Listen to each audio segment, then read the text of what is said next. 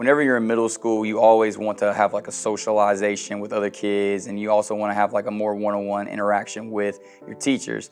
And so whenever the pandemic came in, it stripped them away of all that. We had nothing. Everybody was at home. We were kind of left with, what do we do with this young child that needs help at school? And so it really hit our family hard, and we had to kind of regroup and figure out what are we going to do with a 6-year-old who is just starting school right as the world's shutting down. We weren't able to see the students on a day-to-day basis, and they weren't able to see us. And that took a toll on not only the students and families I worked for, but the teachers I worked for as well. When it came to the families, the Icares program helped out tremendously because it gave them a place for their kids to come and to be. In response to the COVID-19 pandemic, North Carolina's State Board of Education approved the Innovative Childcare and Remote Extended Support Grant, also known as Icares. The goal of Icares was to provide families with childcare and educational support during the pandemic, when schools were closed and lives were disrupted. Through Icares, the North Carolina Department of Public Instruction awarded a total of $4.4 million to 13 grantees, which included 11 districts and 2 charter schools.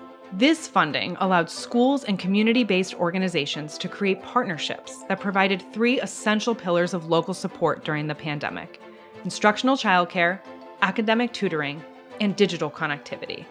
Mobilizing these 3 pillars, Icares grantees were able to provide families with in-person academic supports, individualized tutoring, after-school and summer programming, as well as food, technology, school supplies, and referrals to other local resources. The legislation for Icares was written in a way that partnerships were really at the forefront, because the executive order that was in place at the time did not allow for students to be in schools. As a result, students had to be located in some of the community-based organizations such as YMCAs, Boys and Girls Clubs, just any organization that might be willing to partner with a PSU. The Boys and Girls Club actually, was able to be a little bit more flexible than our school system was. So we started to operate in the capacity of a school day program so that our parents could have their children here so that they could go to work, so that our children could come here and receive help with their assignments throughout the entirety of the day. So we expanded our hours of operation. We hired more staff. For half of the day, we were essentially a school. We would have kids from about 17 different schools show up at the Boys and Girls Club, and everybody would open up their laptop and from 17 different schools have 17 different lessons. I can't tell how many times parents came in and said, thank you so much for all the help that you've given us. And even sometimes like the teachers would reach out and say, you guys are helping us out so much because you are helping the kids join the Zoom calls, helping the kids with homework time, helping the kids with this, giving the kids pencils and paper. And so parents were able to look at the Boys and Girls Club as, okay, my child's in a safe place, a place that they're going to learn new things and also be better at school. When we were not able to come to the Boys and Girls Club, my grades slipped tremendously. And if I wasn't able to come here, I think my mental health would be decreasing a lot, and so would my grades. It would be very bad. Kids weren't just coming here to do better in school. They did do better in school. They came here to strengthen their relationships. They came here because there was healthy food.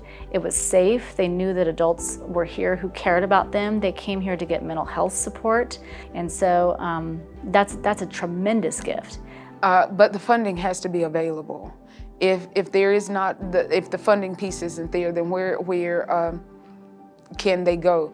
So that's one lesson we've learned, is just the sheer need for continuance of after school and summer programs to help these students and to help their families. We'll have to get very creative without further funding to stretch our dollars as much as we can, because we know the need is there.